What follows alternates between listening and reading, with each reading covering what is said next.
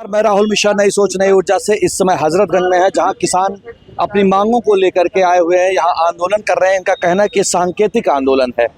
ये सांकेतिक आंदोलन क्या है और क्यों आप लोग यहाँ आए हुए हैं? ये भैया आंदोलन जो जंतर मंतर पे हमारे बच्चों के साथ अमानवीय व्यवहार हुआ, लाठीचार्ज हुआ, भद्दता हुई, उसके विरोध में। लेकिन सरकार कह रही है कि वहाँ अभी देखिए कई सारे चैनल भी चला रहे हैं कि वहाँ पर क्रूरता की, कि बच्चे जो है पुलिस वालों को मारे इसलिए उनके पर लाठीचार्ज। एक सीमा होती है और सबके एक समान क्षमता नहीं होती बर्दाश्त करने की। वहाँ लाखों बच्चा था, बहुत मारा गया, कपड़े फाड़े गए लड़कियों के, और इतनी बर्बरता हुई। उसमें एक दो आदमी क्रोधित होकर कोई मार दिया होगा, इसका वो नहीं है। तो एक दो हमारे बच्चे शहीद हुए, बच्चे तो निहत्ते हुए, पूरी डंडे लाठी तैयारी, कई बच्चे लेटे रहे, उनको मारते रही पुलिस बराबर। और उसके बाद भी 118 पुलिस घायल हुई, उसका तो डेटा सरकार ने दे दिया, लेकिन कितने बच्चे मर गए, कितने बच्चे घायल हुए, कितने बच्चे चोटिल हुए, इसके बारे में कुछ नहीं। सरकार कोई डेटा नहीं देगी। वहाँ बिना बैच के, बिना जब पूछा गया, पत्रकारों ने पूछा तो बताया कि गर्मी लग रही, इतने बड़े बैच से गर्मी लग रही थी, वर्दी पहने, उसमें बीच में लोग भी थे, उपद्रवी लोग थे, वही ये सब किए हैं। और जो सरकार बताए दूसरी पार्टी, ये तो हमेशा काम रहा है सरकारों का कि एक दूसरे पर आरोपित करना और अपने पल्ला झाड़ के किनारे। 15-16 साल बच्चियों का उसमें बताया जा रहा, ऐसे मारा गया, कपड़े तक फट गए। तो एक तरफ बेटी बचाओ एक तरफ बेटी बचाओ बेटी पढ़ाओ चल रहा, दूसरी तरफ कपड़े फट। अब अपना तरीका है बेटी बचाने का, सरकार का वही तरीका होगा। अब क्या माना जाएगा भाई, सरकार के अंडर में सब कुछ है। मैं ये नहीं मानता कि सरकार कोई कंट्रोल, पेपर क्यों लीक हुआ, बच्चे क्यों गए वहाँ, आंदोलन क्यों हुआ, जड़ से शुरू होना चाहिए। अब गलती किसकी है किसकी नहीं है ऐसा मैटर ही नहीं बनता। बच्चे वहाँ क्यों जाते, क्यों भी बच्ची उसका फायदा उठाते। तो आपको ऐसी तैयारी करनी चाहिए, ऐसा नंबर नहीं आने देना चाहिए कि जो हुआ। और 30 दिन के आसपास का समय हो गया धरना चलते हुए। आज मोदी जी को याद आया और वो मैसेज डालते हैं ट्विटर पर कि हम छात्रों के साथ हैं। छात्रों के साथ हैं, तभी तो छात्रों के साथ ये हो रहा है। अगर जो नहीं होते तो शायद ये नहीं होता। क्यों उन्हें इतना टाइम क्यों लग गया? अरे भैया और टाइम लगता, अभी लग रहा, अभी समाप्त कहाँ हुआ, अभी कौन माना है, सरकार कहाँ मानी है। पत्रकारों को भी मारा गया, पत्रकारों के भी कैमरे छीने गए, सबके साथ सब हुआ भाई। और आप लोग किसानों को जो खाद है, यूरिया है और डीएपी है, तो सब केवल कोटा डेटा मेंटेन है। आप पुलिस पे थाने में जाइए, कहेंगे जीडी पे, जब आदमी जाएगा थाने, मार के भगा दिया जाएगा, मुकदमा नहीं लिखा जाएगा तो जीडी खाली। क्राइम कम हुआ है केवल रजिस्टर पे, भ्रष्टाचार कम हुआ केवल रजिस्टर पे। वो योगी जी एक प्रेस कॉन्फ्रेंस में बड़े चैनल पर बोल रहे थे कि चाहे वो कोरोना का समय था और चाहे ये अभी यूक्रेन वार हुआ है, हर समय पर हम लोग बराबर खाद तो कभी कमी नहीं। सिलेंडर की कितनी सिलेंडर की कितनी समस्या हुई, सिलेंडर के कितने, लेकिन वहाँ रिकॉर्ड में था सिलेंडर फुल पहुंच रहा है, बहुत बढ़िया व्यवस्था है। मंगल के भंडारे नहीं हो पाए, 3500 का सिलेंडर ब्लैक में बिक रहा था, जब है ही नहीं तो ब्लैक में। इनका सिस्टम यह है, वहाँ से मॉनिटरिंग नहीं करता कोई नीचे क्या हो रहा, वहाँ हो गया मेंटेन है, कागज पे सब बट रहा है। नहरें आ रही हैं, लेकिन जमीन पे कहीं नहर नहीं आ रही, वहाँ आ रही नहर खाली सूखी पड़ी है, वहाँ पानी आ रहा है, किसानों को मिल रहा है। खाद मिल रही है। मैं भारतीय किसान यूनियन अम्बावता से तहसील अध्यक्ष। खाद के लिए पहले तो जो निंदा हो रही, मैं उसके बारे में बताना चाह रहा हूँ। जो बताया जा रहा है ये कि पुलिस चोट खाई है, पुलिस के खून बहा है, पुलिस घायल हुई है, ये गलत कहा जा रहा है। बच्चे जो इम्तिहान देने, परीक्षा देने जाते हैं, क्या सलाह लेकर जाते हैं? ये पुलिस गलत बोल रही है, सरकार गलत बोल रही है।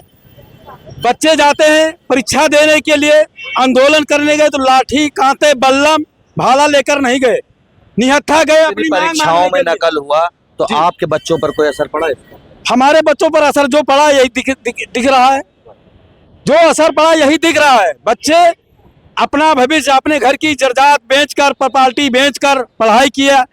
उनके गार्जियनों ने अपनी प्रॉपर्टी बेचकर, मजदूरी करके बच्चों को पढ़ाया कि हमारा बच्चा का भविष्य उज्जवल होगा, हमारा बच्चा आईएएस परीक्षा देने जाता है, वापस आता है नकल। बच्चा परीक्षा देने जाता है। किसानों की सबसे बड़ी समस्या जो अभी आजकल आंदोलन हो रहे हैं, इनमें यही पता चल रहा खाद की कमी है। लेकिन योगी जी कह रहे हैं कि हम खाद की कमी न कोरोना में होने दिए, न यूक्रेन के साथ युद्ध में होने दिए, न ईरान युद्ध में होने दिए।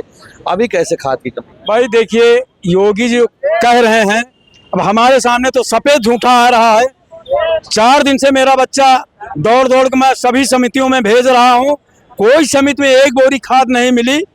और आज भी मैंने EI से बात किया, EI ने बताया कि भाई कहीं नहीं मिल रही है, बता रही यूपी में नहीं मिल रही। उसके बयान यही है कि यूपी में कहीं खाद नहीं मिल रही है। हमने कहा खाद आपकी स्टोर में लगी हुई है और ये मशीन क्यों नहीं चल रही है? EI ने कहा कि कहीं नहीं चल रही है।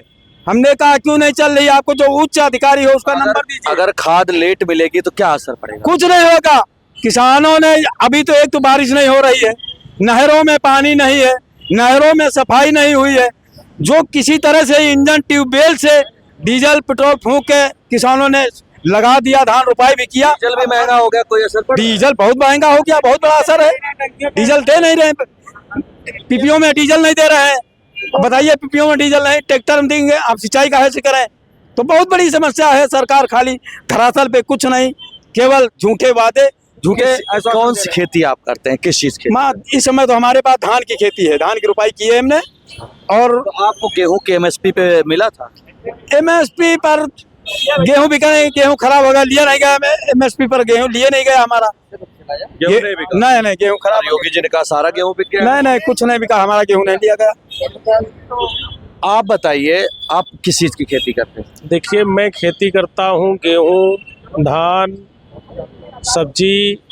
तो आपके MSP पे बिका रहा है? MSP पर बिक रहा है? क्या बिकेगा रहा? बिक रहा है तो सरकार ये आय दुगनी हो गई किसानों की। देखिए, आय कहाँ से दुगनी हो गई? सरकार की आय दुगनी हो गई होगी, पहली बात। दूसरी चीज है कि हम लोग आए हैं, जो दिल्ली में जंतर मंतर पे धरना चल रहा है, बच्चों के साथ जो बर्बरता से पेश आया है, उन पे लाठियां बरसाई गई हैं, उनके सर फोड़े गए हैं, हम उसके लिए आए हैं। तो उसमें क्या आपकी क्या मांग है? सरकार तो कह रही है हम तो पूरी सहयोग कर रहे हैं। कैसे सहयोग कर रहे हैं? कितने पेपर लीक हुए आप बता दीजिए। आप मीडिया कर्मी है, आप भी तो हैं। और सवाल आपको जिससे मीडिया को जिससे पूछना चाहिए, सवाल जिससे पूछना चाहिए, आप उससे सवाल नहीं पूछ रहे हैं। अभी सवाल पहले प्रदेश अध्यक्ष यहाँ बीजेपी के प्रेस कॉन्फ्रेंस कर रहे थे, उनसे ये सवाल पूछे। कहा गया तो वो कह रहे हैं कि सदन में सवाल रखा नहीं जाता है, बाहर आके धरना। हम कह रहे हैं कि सदन में कौन जाएगा? सदन सांसद जाते हैं ना, विधायक जाते हैं ना, और फिर बाहर दिखता नहीं है उनको। हम कह रहे हैं कि वो जो अध्यक्ष से आपने पूछा है, अध्यक्ष जी को कुछ नहीं दिख रहा है कि पेपर लीक हो रहे हैं या बच्चों पे लाठियां चल रही हैं। पेपर लीक हुआ, री एग्जाम करा दिए। कैसे कितनी बार एग्जाम कराइएगा? आप बताइए, कितनी बार एग्जाम कराइएगा? 150 से ऊपर एग्जाम जो राहुल गांधी कह रहे हैं, 150 से ज्यादा एग्जाम लीक हुए हैं, लेकिन ये सरकार कह रही है कि कुछ लीक ही नहीं हुआ है। ये बताइए, हम पूछ रहे हैं सरकार से कि बच्चों के साथ जो अन्याय हो रहा है, ये ठीक है क्या? वही बात मैं पूछ रहा हूँ आपसे कि सुनिए मेरी बात।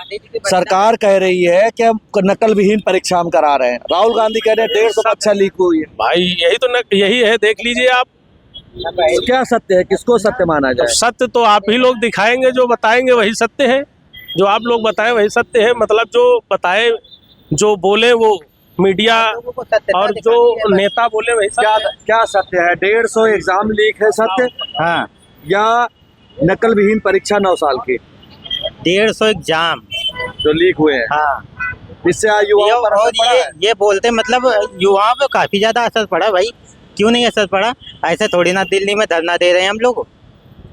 देखिए, युवा इस समय धरना दे रहे हैं, यही कारण है क्योंकि परीक्षाएं लीक हो रहे हैं। किसान भी आज जंतर मंतर को लेकर के ज़्यादा फोकस थे कि जंतर मंतर पर जो बर्बरता हुई है वो नहीं होनी चाहिए थे। धन्यवाद। राहुल मिश्रा, कैमरामैन सबके साथ, लखनऊ से।